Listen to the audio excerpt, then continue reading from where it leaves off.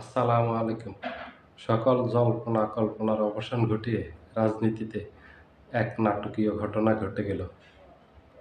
আজকে রাজনীতিতে বিরল এক ঘটনা ঘটছে, যেটা কেউ কল্পনাও করতে পারেনি, যেটা কেউ আগে ভাবতে পারেনি যে এই ধরনের একটা ঘটনা আজকে ঘটে যাবে। এটা হাদির ঘটনাকে কেন্দ্র করে আজকে এই ঘটনাটা ঘটছে। এটা খুবই ভালো, এই ঘটনাটা ঘটছে, এটা প্রয়োজন ছিল। এটা বিরল একটা ঘটনা বলতে পারেন। এটাকে নাটকীয় একটা ঘটনা বলতে পারেন। কারণ ৫ই আগস্টের পর আমাদের দেশের রাজনীতিগুলো যেভাবে একেবারে বিচ্ছিন্ন হয়ে গেছে, একে অন্যের থেকে আলাদা হয়ে গেছে। এই যে কাদা ছোড়াছুড়ি করতেছিল, একে অন্যের বিরুদ্ধে বিষোদ্গার করতেছিল, হেন কোনো ভাষা নেই যেটা ব্যবহার করেনি। বিএনপি জামাতের বিরুদ্ধে, জামাত বিএনপির বিরুদ্ধে, এনসিপি জামাতের বিরুদ্ধে, জামাত এনসিপির বিরুদ্ধে, গণ অধিকারের বিরুদ্ধে, এভাবে একের পর এক বক্তব্য দিচ্ছিল নেতাকর্মীরা। প্রত্যেক দলেরই সিনিয়র নেতৃবৃন্দ থেকে শুরু করে জুনিয়র সবাই দিচ্ছিলেন, একই ভাষায় বক্তব্য দিচ্ছিলেন। এভাবে রাজনৈতিক দলগুলোর মাঝে একটা বিভক্তি দেখা দিয়েছে, সাথে আমাদের দেশের মানুষের মাঝেও একটা বিভক্তি দেখা দিয়েছে। যে দলের সাপোর্টার তাদের মাঝে একটা বিভক্তি দেখা দিয়েছে, মনে হয় এক দল আরেক দলের শত্রু। আলাদা আলাদা দলের অর্থ শত্রু নয়, মত পার্থক্য মানুষের থাকতে পারে, মতবিরোধ থাকতে পারে, এটার অর্থ কেউ শত্রু না, অথবা আলাদা দল, ভিন্ন একটা দল অর্থ শত্রু না। গণতন্ত্র যেসব দেশে চর্চা হয়, গণতান্ত্রিক দেশগুলোতে একাধিক দল থাকে, ৫০টা দল থাকে, ১০০টা দল থাকে, ২০০টা দল থাকে, ২০০০ দলও করতে পারে। এটাই হলো গণতন্ত্র। গণতন্ত্র মানে সবার অধিকার।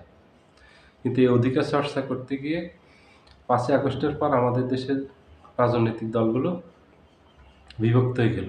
সবার মাঝে আগে যে একটা ঐক্য ছিল, সবার ঐক্য থাকার কারণে ৫ই আগস্টের বিপ্লবটা ঘটছে। তাহলে সেটা সম্ভব হতো না। শেখ হাসিনাকে তাড়ানো কোনো অবস্থাতেই সম্ভব হতো না। সকল দল এক মোহনায় এসে সেদিন উপস্থিত হয়েছিল। এইজন্য শেখ হাসিনাকে হটানো সম্ভব হয়েছে। এত বড় একটা ফ্যাসিস্টকে স হটানো সম্ভব হয়েছে ক্ষমতা থেকে।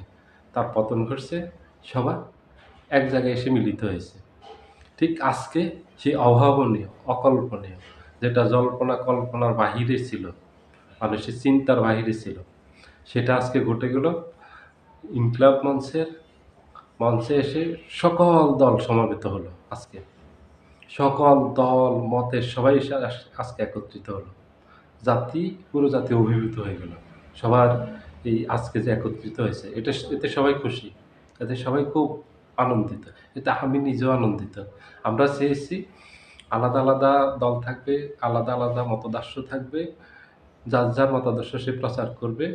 এবার জনগণ যাকে সাপোর্ট করে, সে আগামী নির্বাচনে নির্বাচিত হয়ে ক্ষমতায় যাবে। তার সাপোর্ট করলে তার সমর্থক বাড়বে, তার রাজনৈতিক শক্তি বৃদ্ধি পাবে, এগুলি থাকবে। কিন্তু এটার অর্থ এটা নয় যে একে অন্যের শত্রু হয়ে যাবে। মাঝখানে সেটাই হয়েছিল। যে এইভাবে কাদা ছোড়াছুড়ি শুরু হয়েছিল, সেই সুযোগটাই নিয়ে ওসমান হাদিকে ঘায়েল করল। ৫ই আগস্টের পর সবার ঐক্যবদ্ধ থাকা উচিত ছিল, সবার বোঝা উচিত ছিল যে নির্বাচনে কাদা ছোড়াছুড়ি করে কেউ বিজয়ী হতে পারবে না। নির্বাচন জনগণের হাতে, জনগণ যাকে নির্বাচিত করবে সেই নির্বাচিত হবে। জনগণ যাকে ভোট দিবে, বেশি সাপোর্ট পাবে, সেই নির্বাচিত হবে। সেটার দিকে না গিয়ে সবাই একে অন্যের বিরুদ্ধে ঘৃণা, বিদ্বেষ এগুলি ছড়াতে থাকলেন। একের পর এক বিতর্কিত বক্তব্য দিতে থাকলেন, মন্তব্য করতে থাকলেন, কর্মকাণ্ড করতে থাকলেন। এতে সবাই বিভক্ত হয়ে পড়ছিল এবং সবার মাঝে একটা আশঙ্কা জাগছিল যে আমাদের আগামী দিন যাচ্ছে কীভাবে? আমাদের যে ভবিষ্যৎ যারা আসতেছে, ভবিষ্যতে যারা ক্ষমতায় যাবে অথবা যারা বিরোধী দলে থাকবে, ভবিষ্যতের রাজনীতি কোন পথে যাচ্ছে? আরও সংঘর্ষপূর্ণ হবে? যেভাবে বিভক্ত হয়ে পড়ছে এখনই, ক্ষমতায় গেলেই তাহলে কী অবস্থা হবে? ক্ষমতা পরবর্তী অবস্থায় কী হবে? আমাদের যদি দেশের স্থিতিশীলতা না থাকে, কারণ দেশের স্থিতিশীলতা, শান্তি, নিরাপত্তা এগুলি নির্ভর করে রাজনৈতিক স্থিতিশীলতার উপর। আর রাজনৈতিক স্থিতিশীলতা নির্ভর করে রাজনৈতিক দলগুলোর উপর। তারা যদি দেশের স্বার্থে, স্বাধীনতা সার্বভৌমত্বের স্বার্থে যদি ঐক্যবদ্ধ থাকে, দলের জন্য জনগণের কাছে যাবে, ভোট চাইবে, যখন প্রয়োজন তখন জনগণের কাছে যাবে, নিজের স্বার্থে প্রত্যেকে আলাদা আলাদাভাবে কাজ করবে, তাতে বাধা নেই।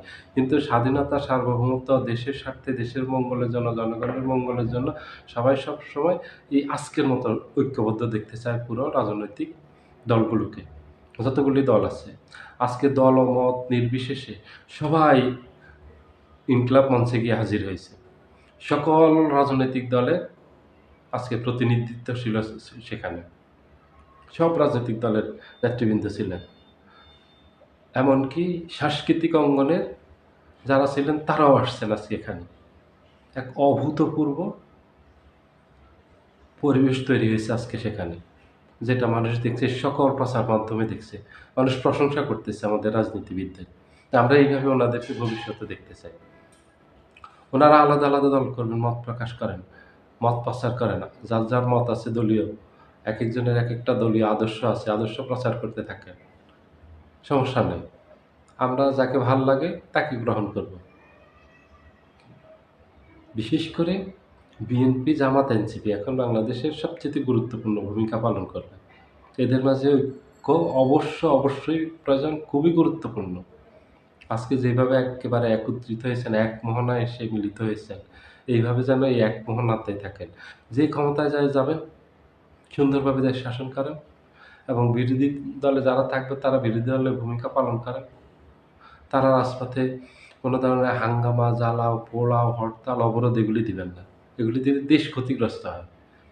এগুলি দিলে হয়তো আপনি দলগতভাবে, ব্যক্তিগতভাবে লাভবান হবেন, কিন্তু সার্বিকভাবে পুরো জাতি উপকৃত হবে না, জাতির ক্ষতি হবে, জাতির অমঙ্গল হবে। যেহেতু রাজনীতি জাতির মঙ্গলের জন্য, তাহলে আপনারা জাতির জন্য যেটা মঙ্গল হয় সেটা করেন, অতীতের ভুলগুলি শুধরাই সামনে রাজনীতি করেন, সুন্দর রাজনীতি করেন, দেশের ভাগ্য উন্নয়নে, জনগণের ভাগ্যর উন্নয়নে কাজ করেন। আমাদের স্বাধীনতা সার্বভৌমত্ব যেন আরও দৃঢ় হয়, সেটার জন্য কাজ করেন।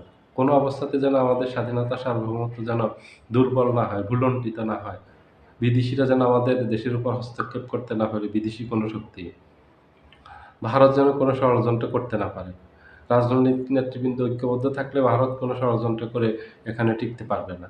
আওয়ামী লীগ সেখানে বসে যত ষড়যন্ত্র করুক, আওয়ামী লীগের ষড়যন্ত্র এখানে বাস্তবায়িত হবে না, যতক্ষণ পর্যন্ত আপনারা ঐক্যবদ্ধ থাকবেন। আপনারা বিভক্ত হয়ে গেলে জাতি বিভক্ত হয়ে যাবে, জাতি বিভক্ত হয়ে গেলে আওয়ামী লীগ সুযোগ পাবে, একের পর এক হত্যাকাণ্ড ঘটাবে।